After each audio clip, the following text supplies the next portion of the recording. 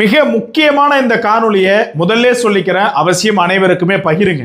என்ன காரணம், இதை ஏன் காணொலியினுடைய தொடக்கத்திலே சொன்னோம்னா, பொதுவாகவே ஒரு விபத்து ஒரு இடத்துல நடக்குதுன்னு வைங்களேன், அந்த விபத்து ஒருத்தவங்க நேரடியாக பார்க்குறாங்க போறாங்கனாலுமே அதை பெரிதளவு கண்டுக்க மாட்டாங்க. காரணம் என்னன்னா, காவல்துறை நம்ம மீது சந்தேகப்படுமோ, காவல்துறை நம்மை சாட்சியங்களாக மாற்றுமோ, காவல்துறை ஏதேனும் ஒரு பொய்விடயத்தையோ அல்லது வேற எதுவும் ஒரு விடயத்திற்காக நம்மை வழக்கில் சேர்த்துக் கொள்வார்களோ என்கிற அச்சத்தினால் ஒருத்தவங்க விபத்துக்கு ஆட்பட்டு நடுரோட்டில் கடந்தா கூட இங்க பலரும் கண்டுகொள்ளாதவாறே சென்றனர்.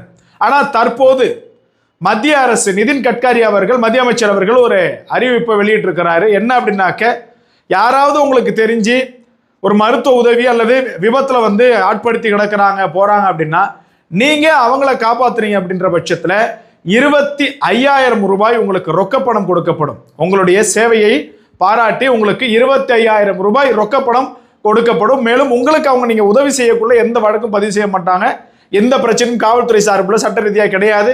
அது மட்டும் கிடையாது, உங்களுடைய அந்த உதவி செய்ததற்கு சான்றாக ஒரு சர்டிபிகேட் என்பது, சான்றிதழ் என்பது கொடுக்கப்படும்.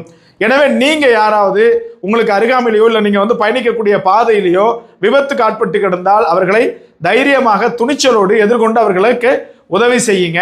உங்களுக்கு எந்த பிரச்சனையும் கிடையாது.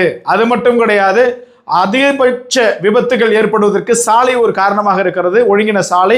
அந்த சாலைகளுடைய டெண்டர் கான்ட்ராக்ட் யார் எடுத்தாங்களோ அவங்க மீது நான் பெயிலபிள் செக்ஷன்ல வழக்கும் பதிவு செய்யப்படும் சொல்லிட்டு மத்திய அமைச்சகம் தெரிவித்திருக்கிறது. எனவே இந்த காணொலியை பிறருக்கு பகிருங்க. யார் விபத்துக்கு உட்பட்டு கிடந்தாலும் அவசியம் அவர்களை காப்பாற்றுங்கள். இந்த காணொலி எல்லோருக்குமே பயனுள்ளதா இருக்கும்னு நம்புறேன். எல்லோருக்குமே இந்த காணொலியை பகிருங்க.